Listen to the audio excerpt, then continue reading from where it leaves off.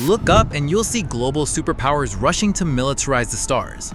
But if you look down, miles beneath the waves, into the crushing, lightless void of the ocean floor, there is a silent, high-stakes race for supremacy happening right now. One nation has completely turned its gaze downward, aggressively illuminating the abyss. It's a massive geopolitical drama playing out in the deep blue, and it's literally going to dictate the future of global maritime power.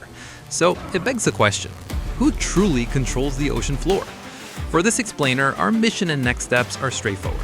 1. We'll analyze the Goliath fleet. 2. Uncover the hidden militia. And 3. Examine the private paradox, the Blue Dragon's abyss, inside China's dual-use ocean strategy.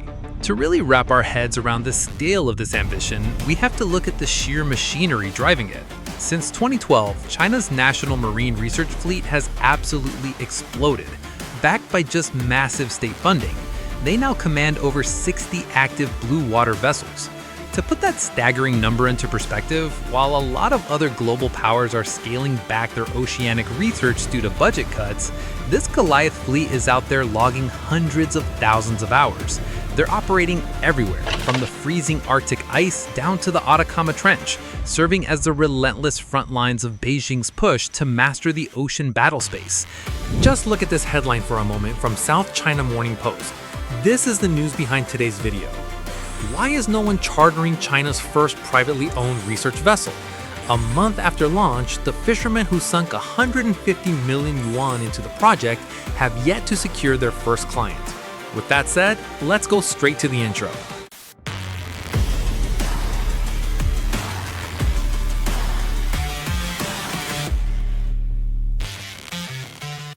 The algorithm buries channels that show the truth like mine every single day. The only thing that fights back is you. One like, one subscribe, turn on the bell icon. That's how the truth about China survives on YouTube. Don't let it disappear. Thank you very much. And they aren't just sailing on the surface either. They are actively deploying what they call a transparent ocean. Basically, this is a sprawling, high-tech matrix of underwater sensors built to achieve absolute God-view dominion over maritime data. We are talking about silent, autonomous fleets of sea-wing gliders and deep-moored white dragon buoys just sitting out there in the freezing depths, constantly beaming acoustic and thermal data back to the mainland.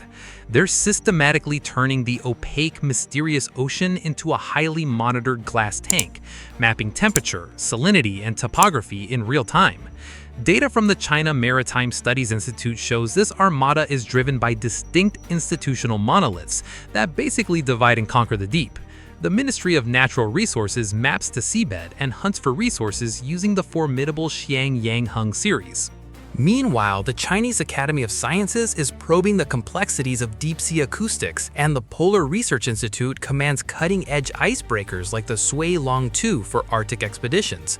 But make no mistake here, every single mission from every distinct agency is ultimately streamlined into one unified national database for a singular strategic objective. To truly grasp how this machine operates, we have to talk about the doctrine of military-civil fusion.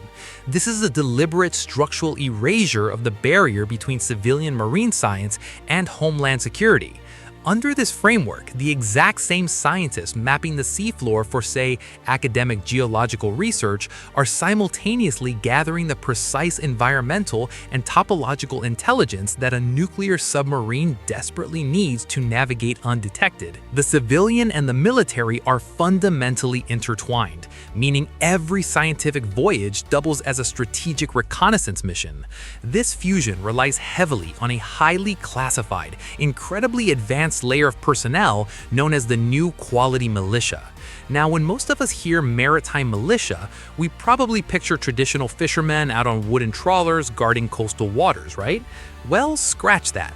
This is an entirely different beast. These are elite units embedded deep within premier state research institutes and private high-tech firms. We're talking about top-tier robotics engineers, cyber specialists, and deep-sea scientists who hold normal civilian day jobs but possess specialized military training, ready to be mobilized by the state at a moment's notice. Their daily operations read straight out of a subterranean thriller. These civilian experts are highly trained for complex tasks like underwater target detection and the secretive deployment of subsea sensor arrays.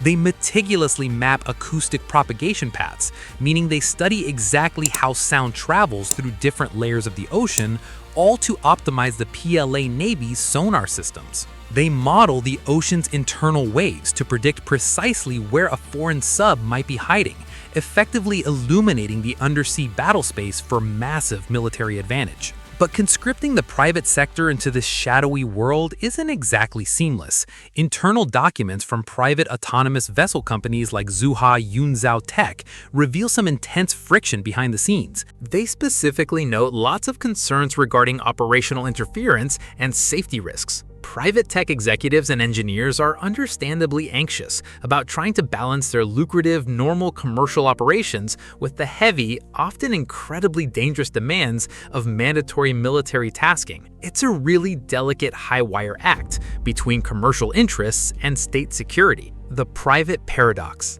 The Heinjia is to be over. Right in the shadow of this state-funded Galway fleet, an absolute grassroots anomaly was born. 37 ordinary local fishermen from Wenling, Zhejiang actually decided to pool their life savings to build China's first privately funded ocean-class scientific research vessel, the Heinjia. And they didn't just build a basic boat either. According to vessel specs from Dialogue Earth, they built a 150 million yuan marvel of engineering. It boasts a 10,000 nautical mile cruising range and deploys 3D sonar scanners and sound velocity profilers that can probe 4,500 meters deep into the abyss. They built the ship to help universities that were suffering from a shortage of research vessels. But that dream quickly hit a crushing financial reality. The daily burn rate threatens to sink the entire collective. Just to keep this high-tech ship floating and maintained costs a staggering 200,000 yuan a day. To merely break even and start paying off their immense debt, these fishermen have to charge 250,000 yuan daily. And their current status, this magnificent ship sits completely idle, bleeding cash, without a single scientific contract to its name. These fishermen are essentially trapped by a systemic structural paradox. It all comes down to two completely different economic realities. The state system is a closed, highly subsidized public funding loop. Government vessels basically provide free ship time to university scientists because the state is covering the fiscal burden. The Heinjia, however, is suffering a private bleed. Totally locked out of this government monopoly. State universities simply cannot bypass strict government budgeting channels to pay premium private market rates to a collective of civilian fishermen. So this brings us to the most critical question of this entire explainer. If the Chinese state is so intensely focused on oceanographic exploration, and they desperately need data to map the abyss, and this private ship is fully equipped with world-class tech to provide it, why won't the government just step in and hire them? Well, the answer lies in that dual-use dilemma we talked about earlier. Marine scientific data is arguably the most sensitive intelligence on Earth. Detailed seabed topography and sound velocity profiles don't just help biologists study marine life, they are the exact blueprint submarines use to navigate silently and hide from enemies. The state apparatus is fundamentally unwilling to outsource this highly classified homeland security data to a purely private, non-state entity that operates outside its tight, impenetrable network of control. Beyond the sensitivity of the data, there is immense physical and geopolitical risk here. Just look back to the summer of 2026 when state-affiliated research vessels triggered high-profile geopolitical standoffs in the fiercely contested waters of Taiwan and the Philippines. A state-owned ship carries the full diplomatic armor and military backing of the government. If the purely private Heinjia were chartered into those volatile, contested waters and detained by a foreign power, those 37 fishermen would be entirely on their own. To the government, they represent a massive, unpredictable diplomatic liability. Facing total financial ruin as the ship officially enters service, the lead entrepreneur guiding the fishermen, Kai Yunji, is executing a desperate final maneuver. Abandoning the dream of securing state science contracts, they are pivoting completely to the commercial sector. They're now rushing to market their ship's incredible stability and deep-sea 3D sonar to offshore wind farms and subsea engineering companies. It's literally a frantic race against time to secure corporate work before the crushing daily operating costs sink them for good. We're witnessing a silent war for the abyss, defined by a profound tension that's going to shape the future of our oceans. On one side, you have a meticulously organized state monolith deploying endless funds, elite scientists, and high-tech militias to dominate the undersea domain. On the other, ordinary citizens who pool their life savings, desperately trying to survive and innovate inside a heavily guarded monopoly. So will the deep blue ultimately be shaped by agile private grassroots innovation, or will it remain an impenetrable shadow domain of total state control? The ocean floor is humanity's final, most secretive frontier, and the race to control it is really only just beginning. Thank you so much for joining me on this explainer. If you found this deep dive into maritime strategy and the private paradox insightful, drop a comment below. Where do you think this geopolitical race is heading? Make sure to subscribe so you never miss our next explainer. Keep exploring, stay curious, and goodbye.